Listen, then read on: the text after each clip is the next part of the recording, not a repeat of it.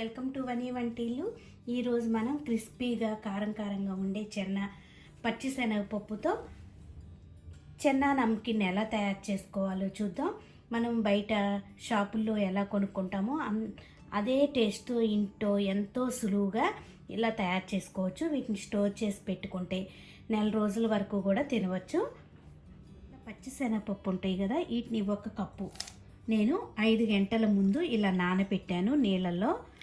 5 గంటల తర్వాత మనకి చూడండి పప్పు అన్నీ ఇలా నానిపోయినాయి.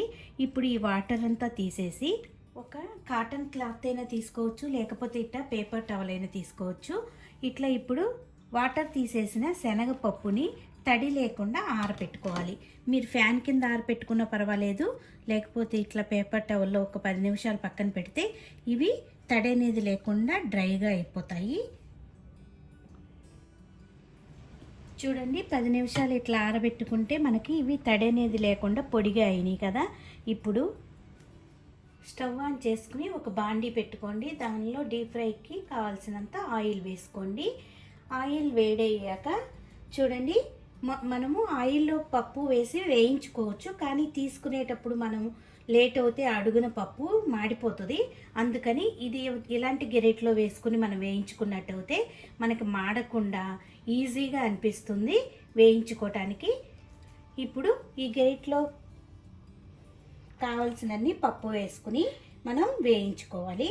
ఆయిల్ వేడయ్యాక ఇలా గెరెట్లోకి కొంచెం పప్పు గెరెట్లో వేసుకున్నాక ఆయిల్లో ఈ గెరెటని ఇలా అట్టి పెడితే మనకి చక్కగా పప్పు అనేది ఈవెన్గా మాడకుండా ఫ్రై అవుతుంది. ఇలా తిప్పుకుంటూ క్రిస్పీగా అయ్యే వరకు కూడా వేయించుకోవాలి. చూడండి మీకు వేగింది లేదో తెలియాలంటే మనకి పప్పు అనేది నురుగంతా ఆగిపోయి పప్పు పైకి వచ్చినాయి చూడండి. అది కాక మీరు ఆయిల్లోంచి తీసుకున్నాక సౌండ్ చూడండి, కొంచెం బాగా వేగినట్టు గల్లు మన సౌండ్ వస్తుంది కదా. చూడండి ఇలా వేగంగానే నూనెలో ఇంచి బయటికి తీసేసి ఇట్లా ఒక పేపర్ టవల్ మీద వేసుకుని మళ్ళీ ఇదే విధంగా అన్నీ కూడా వేయించుకోవాలి. కొద్దిగా వేసుకుంటూ వేయించుకోవాలి. చూడండి ఇట్లా పేపర్ మీద వేసి మళ్ళీ ఇదే గెరెట్లో ఇంకొద్దిగా వేసి ఇదే విధంగా వేయించుకుందాం.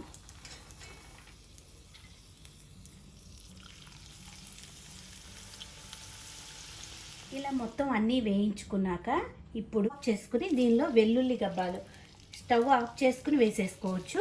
వెల్లుల్లి గబ్బాలు 5-6 ఇట్లా కొద్దిగా దంచి వేసుకోండి. ఇవి ఆయిల్లో కొద్దిగా ఇలా ఫ్రై చేసుకోండి. అలాగే కొద్దిగా కరివేపాకు ఫ్లేవరు ఆ శనగపప్పుకి చాలా టేస్ట్గా ఉంటుంది. చూడండి ఇప్పుడు ఇవి వేగిపోయినాయి కదా. ఇప్పుడు వీటిని శనగపప్పులో వేసుకోవాలి. ఇప్పుడు కరివేపాకు వెల్లుల్లిపాయ వేసుకున్నాం కదా, టేస్ట్ కోసం రుచికి తగినంత ఉప్పును వేసుకోవాలి.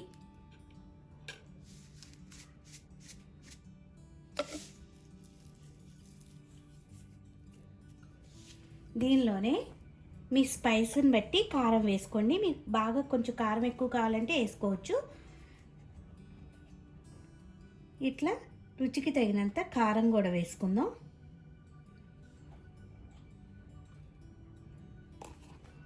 దీనిలో మెయిన్గా చాట్ మసాలా. ఈ చాట్ మసాలా వేసుకుంటే వీటికి మంచి టేస్ట్ అనేది వస్తుంది. కొద్దిగా ఒక 1/2 టీ స్పూన్ చాట్ మసాలా వేసుకోండి.